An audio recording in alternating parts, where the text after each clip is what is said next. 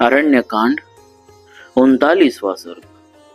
मारीच का रावण को समझाना। इस प्रकार इस समय तो मैं किसी तरह श्री रामचंद्र जी के हाथ से जीवित बच गया। उसके बाद इन दिनों जो घटना घटित हुई उसे भी सुन लो। श्री राम ने मेरी वैसी दुर्दशा कर दी थी तो भी मैं उनके विरोध से बाज नहीं आया। एक दिन मृग रूपधारी 2 राक्षसों के साथ मैं भी मृग का ही रूप धारण करके दंडक वन में गया। मैं महान बलशाली तो था ही, मेरी जीभ आग के समान उद्दीप्त हो रही थी। धाड़े भी बहुत बड़ी, सिंग तीखे थे और मैं महान मृग के रूप में मांस खाता हुआ दंडकारण्य में विचरने लगा।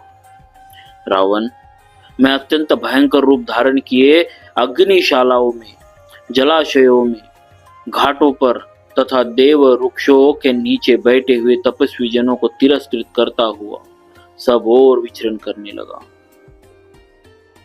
दंडकारण्य के भीतर धर्मानुष्ठान में लगे हुए तापसों को मारकर उनका रक्त पीना और मांस खाना, यही मेरा काम था। मेरा स्वभाव तो क्रूर था ही। मैं ऋषियों के मांस खाता और वन में विचरने वाले प्राणियों को डराता हुआ रक्तपान करके मतवाला हो दंडक वन में घूमने लगा। इस प्रकार उस समय दंडकारण्य में विचरता हुआ धर्म को कलंकित करने वाला मैं मारीच, तापस धर्म का आश्रय लेने वाले श्री राम, विदेह नंदिनी महाभागा सीता तथा मिताहारी तपस्वी के रूप में समस्त प्राणियों के हित में तत्पर रहने वाले महारथी लक्ष्मण के पास जा पहुंचा। वन में आए हुए महाबली श्री राम को यह एक तपस्वी है ऐसा जानकर उनकी अवहेलना करके मैं आगे बढ़ा और पहले के बैर का बारंबार स्मरण करके अत्यंत कुपित हो उनकी ओर दौड़ा। उस समय मेरी आकृति मृग के ही समान थी। मेरे सिंग बड़े तीखे थे। उनके पहले के प्रहार को याद करके मैं उन्हें मार डालना चाहता था। मेरी बुद्धि शुद्ध न होने के कारण मैं उनकी शक्ति और प्रभाव को भूल सा गया था। हम तीनों को आते देख श्री राम ने अपने विशाल धनुष को खींचकर 3 पैने बाण छोड़े, जो गरुड़ और वायु के समान शीघ्रगामी तथा शत्रु के प्राण लेने वाले थे। झुकी हुई गांठ वाले वे सब तीनों बाण, जो वज्र के समान दुस्सह अत्यंत भयंकर तथा रक्त पीने वाले थे, एक साथ ही हमारी ओर आए। मैं तो श्री राम के पराक्रम को जानता था और पहले एक बार उनके भय का सामना कर चुका था, इसीलिए शठता पूर्वक उछल कर भाग निकला। भाग जाने से मैं तो बच गया, किंतु मेरे वे दोनों साथी राक्षस मारे गए।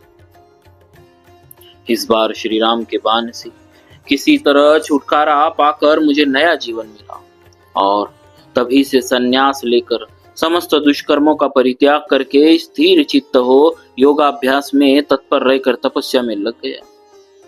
अब मुझे एक एक वृक्ष में चीर, काला मृग चर्म और धनुष धारण किए श्री राम ही दिखाई देते, जो मुझे पाशधारी यमराज के समान प्रतीत होते। रावण, मैं भयभीत होकर हजारों रामों को अपने सामने खड़ा दिखता हूँ। यह सारा वन ही मुझे राम में प्रतीत हो रहा है। राक्षस राज, जब मैं एकांत में बैठता हूँ तब मुझे श्री राम के ही दर्शन होते। सपने में श्री राम को देखकर मैं उद्भ्रांत और अचेत सा हो उठता हूँ।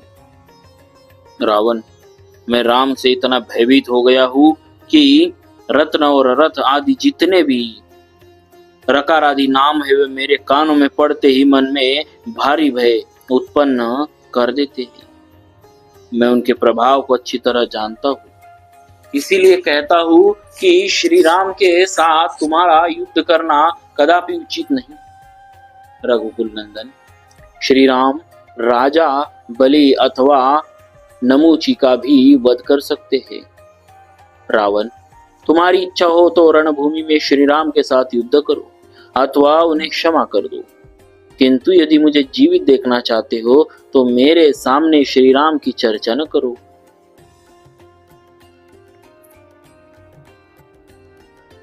लोक में बहुत से साधु पुरुष जो योग युक्त होकर केवल धर्म के ही अनुष्ठान में लगे रहते हैं, दूसरों के अपराध से ही परिकरों सहित नष्ट हो गए।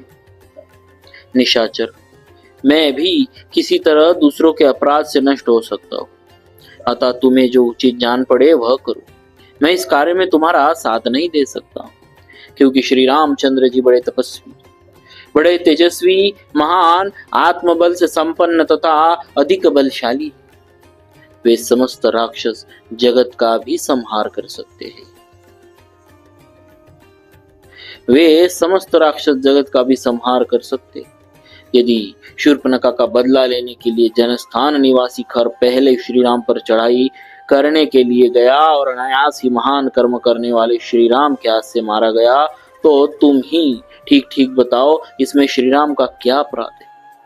तुम मेरे बंधु हो, मैं तुम्हारा हित करने की इच्छा से ही ये बातें कह रहा हूं।